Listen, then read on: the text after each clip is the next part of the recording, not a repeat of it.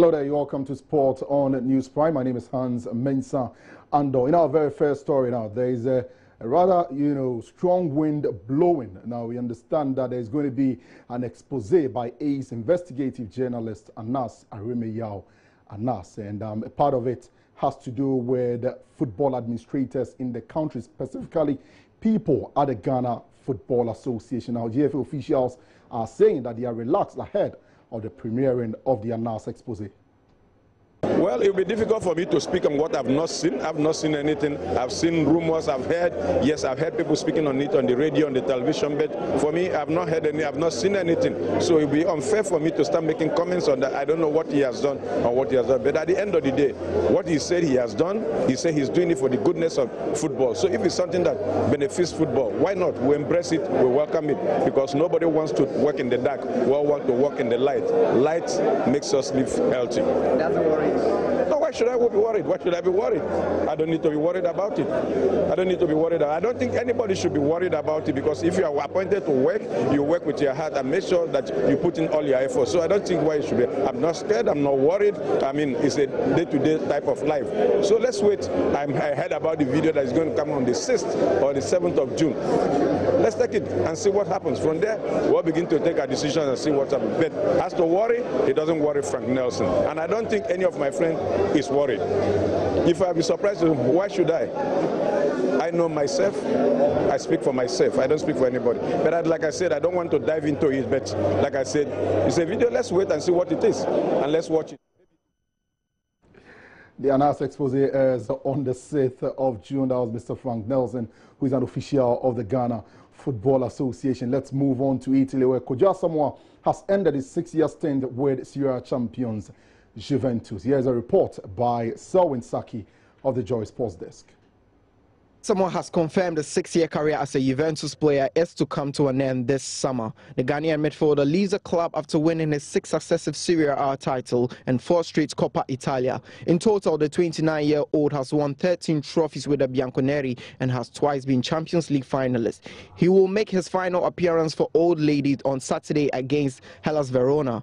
In a heartfelt statement, Kwadwo Asamoah revealed Juventus tried to prevent him from leaving as they offered a new deal. When Asamoah arrived in Turin from Udinese in 2012, he operated either as an offensive central midfielder or a left midfielder. However, due to his versatility, he has featured either as a left wing back or a left back and excelled.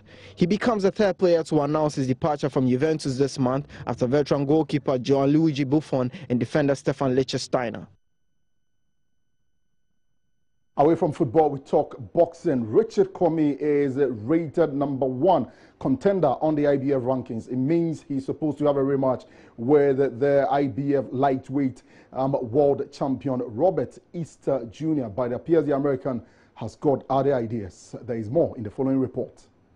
Richard Commey's chances of a rematch against Robert Easter Jr. seems to be whittling, with indications the American will be facing WBC lightweight champion Mikey Garcia in a unification bout. Commey lost to Easter in September 2016 via split decision and went on to lose to Denis Shafikov 3 months later. Those consecutive defeats left the Ghanaian far removed from a world title, but victory over Heidi Slimani and Alejandro Luna in a world title eliminator brought Easter and the IBF title back onto the radar. The IBF ordered Easter on the 12th of March 2018 to take on Commey as his mandatory defense, but the American hinted his preference for a unification bout against Mikey Garcia.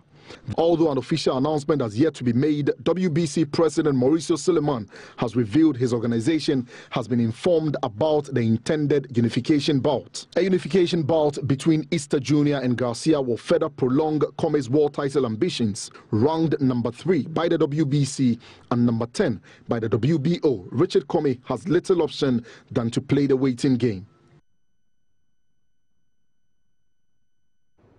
So that's the situation of Richard Commey.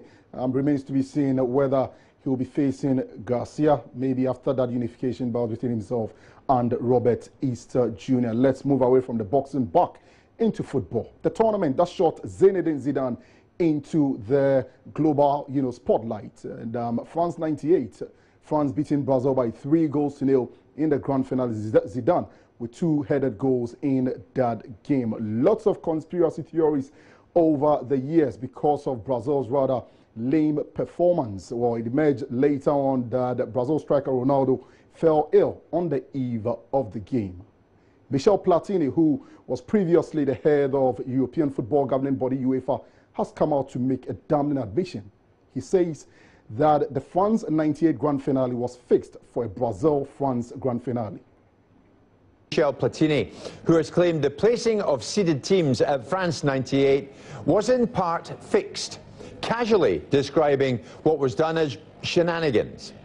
The former UEFA president has said what he calls a little trickery was used to increase the chances of France and Brazil meeting in the final that year. Platini was a co-president of the organising committee at the tournament, and he's currently serving a 4-year ban from involvement in football after being found guilty of receiving a disloyal payment from the then FIFA president, Sepp Blatter. Here's what Platini, who is of course a former France captain, has said to a French radio station. France-Brazil in the final, it was the dream of everyone. There was a little trickery. We did not spend 6 years organising the World Cup to not do some little shenanigans. Do you think other World Cup hosts did not? Well, we've contacted FIFA tonight. So far, they've declined to comment. Platini raising questions over the integrity of the FIFA World Cup. It remains to be seen what the action of the World Football Governing Body is going to be. Still with FIFA World Cup matters. England are going to the FIFA World Cup without Joe Hart, who's been the #1 for so many years. Now, Hart says he's gutted at his exclusion from the England squad. Gareth Southgate picked Jack Butland, Jordan Pickford and Nick Pope as his keepers after a disappointing season for Hart on loan at West Ham. Hart's been England's #1 for the last 3 major tournaments. This is what he said on Instagram. He says, not going to lie, I'm gutted. After 2 years of trying to make the most of a really tough situation, this is hard to take. I'm proud to have put in the graft and play every minute to qualify with the team and have a really important input in that outcome.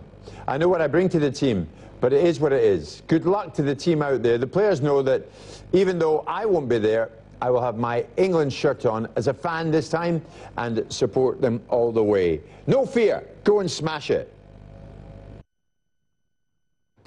In our final story, we talk about the FA Cup final between Chelsea and Manchester United. It's the final domestic trophy of the English football season.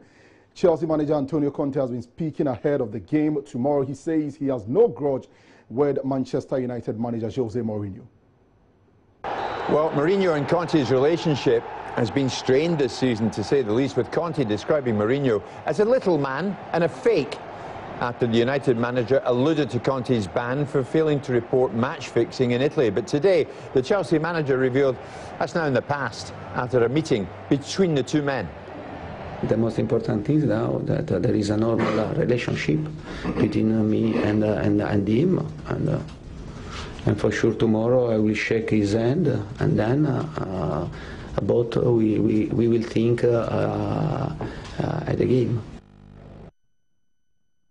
Antonio Conte, the FA Cup final will be on tomorrow. It will be very interesting. Chelsea not able to make the UEFA Champions League for next season, and so they'll be looking to end the season on a high. Manchester United under Jose Mourinho, their best position in the league after the retirement of Sir Alex Ferguson, will also be looking to grab the FA Cup. That's your sports. I'll be back 10:30 p.m. with a football show. My name is Hans Mensando.